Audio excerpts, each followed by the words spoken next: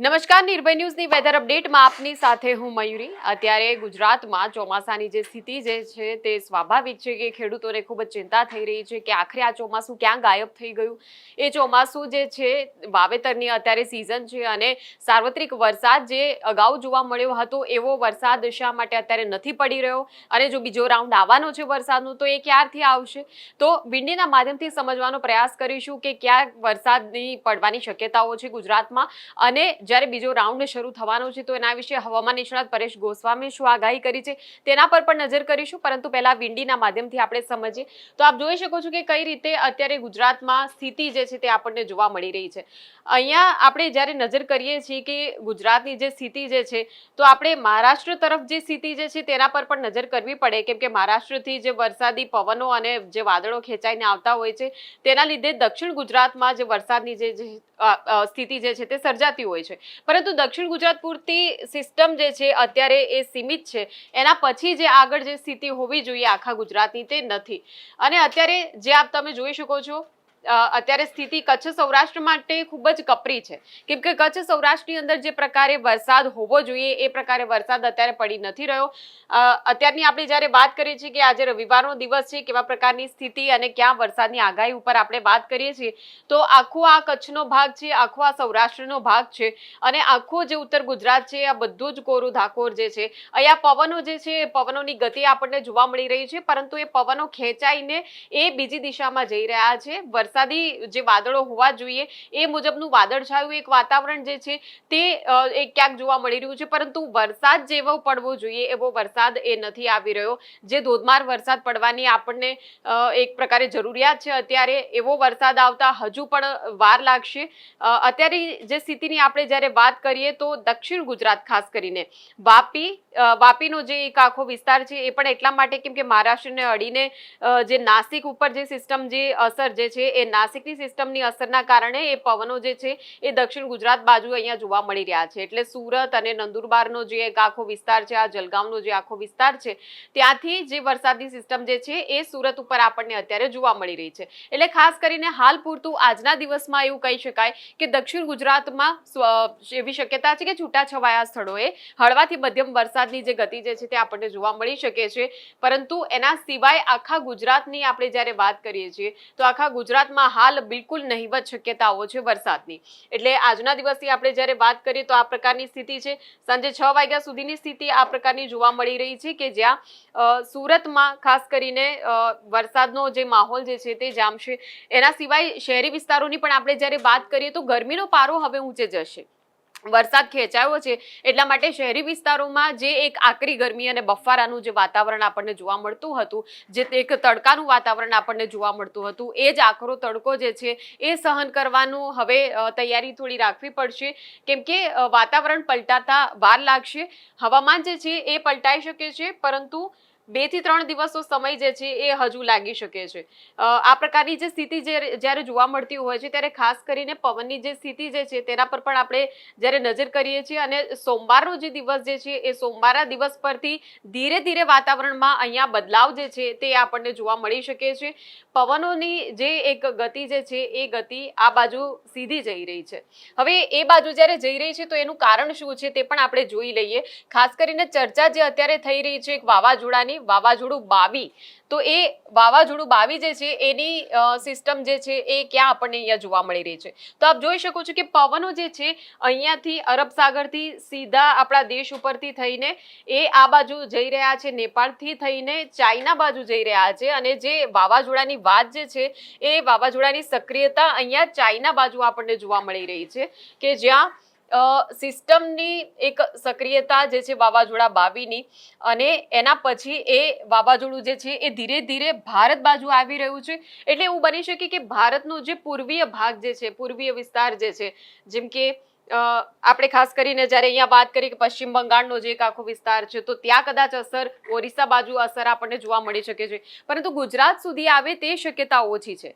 એટલે ગુજરાતમાં હજુ પણ અલ નીનોની જે અસર જે છે તેના કારણે વરસાદ જે છે તે ખેંચાયો છે એવું આપણને લાગી શકે છે અને ખાસ કરીને જ્યારે અલ નીનોની આ અસર જે છે એના લીધે જે મોટાભાગના ગુજરાતના જિલ્લા જે છે એ કોરા ધાકોર આપણને જોવા મળી રહ્યા છે. તો હવે આવા સમયમાં ખેડૂતોએ શું કરવું જોઈએ? એવા ખેડૂતો કે જેમણે વાવેતર કરી દીધું છે એમણે શું કરવું જોઈએ? તો એના માટે હવામાન નિષ્ણાત પરેશ ગોસ્વામી ખાસ સલાહ આપી રહ્યા છે. અને સાથે જ પરેશ ગોસ્વામીએ એવું પણ કહ્યું છે કે હવે 15 તારીખથી જે સ્થિતિ જે છે તે બદલાશે.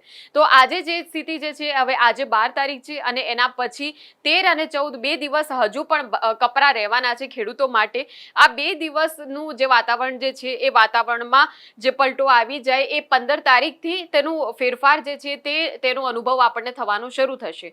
15 તારીખ, 16 તારીખ, 17 તારીખ એવું બની શકે કે વરસાદ જે છે છૂટો છવાયો હળવાથી મધ્યમ પડી શકે. એના પછી ફરી એક બ્રેક લાગશે, ફરી મેઘરાજા વિરામ લેશે અને પછી ફરી એક ત્રીજી નવી સિસ્ટમ જે છે એ સક્રિય થશે. એટલે આ પ્રકારે તબક્કાવાર ગુજરાતમાં હવે ચોમાસું જે છે એની સિસ્ટમ જે છે આપણને જોવા મળવાની છે. અગાઉ જ્યારે જુલાઈના શરૂઆતમાં જે આપણે એક માહોલ જે જોયો, એક મેઘ તાંડવની જે સ્થિતિ જે જોઈ, એ સ્થિતિ જે છે તેને અત્યારે ફરીવાર આવતા વાર લાગી જશે એવું નિષ્ણાતોનું કહેવું છે. હવામાન વિભાગ દ્વારા પણ એ જ પ્રકારે આગાહી કરવામાં આવી છે કે 15 તારીખ બાદની જે સ્થિતિ જે છે તેના પર ખાસ નજર રાખવી પડશે. 15 તારીખ બાદ આખા ગુજરાતમાં ચોમાસું જે છે તેની અસર જે છે તે આપણને જોવા મળી શકે છે. પરંતુ 15 તારીખ પહેલા એટલે હજુ પણ 2 દિવસ જે છે એ 2 દિવસ ખેડૂતોએ હજુ પણ રોકાવું પડશે, કેમ કે હજુ પણ વરસાદે જે વિરામ લીધેલો છે 13 તારીખ અને 14 તારીખ, એમાં એ પ્રકારનો એ વિરામ છે કે જ્યાં છૂટો છવાયો વરસાદ, અમી છાંટણા એમ કહી શકાય, છાંટા પૂરતો જ વરસાદ આપણને જોવા મળશે.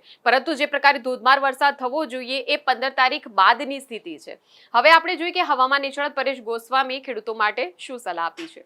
એટલે અત્યારે જે પવનની ઝડપ ચાલી રહી છે, હમણાં થોડા દિવસ આમ કન્ટિન્યુ રહેવાની છે, લગભગ 5 દિવસ સુધી કન્ટિન્યુ રહેવાની છે. 15 અથવા તો 16 જુલાઈથી પવનની ઝડપમાં ઘટાડો થાય તેવી શક્યતાઓ છે. અત્યારે જે એવરેજ 25 થી 30 કિલોમીટર ઝડપે પવન ચાલી રહ્યો છે એ પછી 18 થી 19ની ઝડપ થશે. એટલે 15 અથવા તો 16 તારીખથી પવનની ઝડપમાં ઘટાડો થઈ શકે છે. બીજી જે વાત કરવાની છે જેની અંદર વરસાદની વાત કરવા જઈએ તો આમ તો ઘણા બધા વિસ્તારમાં વરસાદ થઈ ચૂક્યો છે અને હજુ પણ રાજ્યની અંદર પશ્ચિમ સૌરાષ્ટ્રના ભાગો હોય, દ્વારકા, જામનગર, પોરબંદર જેવા વિસ્તારો હોય, કચ્છના વિસ્તારો હોય, બીજા પણ છૂટાછવાયા અમુક વિસ્તાર છે જેમાં વરસાદ નથી. તેના માટે આજનું જે લેટેસ્ટ પ્રિડિક્શન છે એની માહિતી આપવાની છે. આમ જોવા જઈએ તો ચોમાસું ધરી છે એ અત્યારે ઉત્તર તરફ ખસી રહી છે, એટલે કે પંજાબ, હરિયાણા થઈ, યુપીના ભાગો થઈને બંગાળની ખાડી સુધી એ જઈ રહી છે. એ જે ઉત્તર તરફ ખસી છે એ હવે જ્યારે દક્ષિણ તરફ ક્યારે આવશે તો કે કોઈ અરબ સાગર કે બંગાળની ખાડીની અંદર સિસ્ટમ બને અને એ ચોમાસું ધરી ફરીથી પાછી દક્ષિણ તરફ ખસે ત્યારે આપણે વરસાદ આવે.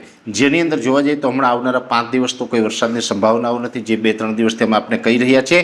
પણ આજના પ્રિડિક્શન પ્રમાણે એવું લાગી રહ્યું છે કે 15 તારીખથી અરબ સાગર પાછો સક્રિય થઈ રહ્યો છે, જેથી કરીને મોન્સૂન ઓફશોર ટ્રફ છે એ ખૂબ સ્ટ્રોંગ બનશે, જેથી કરીને 15 થી 20 જુલાઈમાં છૂટાછવાયા ઝાપટા પડવાના છે. અમુક જગ્યાએ ઝાપટાથી મધ્યમ વરસાદ પણ પડી શકે છે અને આ વાત તો અમે ઘણા સમયથી આપણે કહી રહ્યા છીએ. પણ હવે બીજા સારા સમાચાર એ છે કે જે 25 થી 31 જુલાઈમાં વરસાદ પડવાનો છે એ સાર્વત્રિક અને ભારેથી અતિ ભારે વરસાદનો રાઉન્ડ હશે અને એની અંદર પણ પશ્ચિમ સૌરાષ્ટ્ર અને જે કચ્છના ભાગો બાકી રહી ગયા છે એને પણ લાભ મળવાનો છે.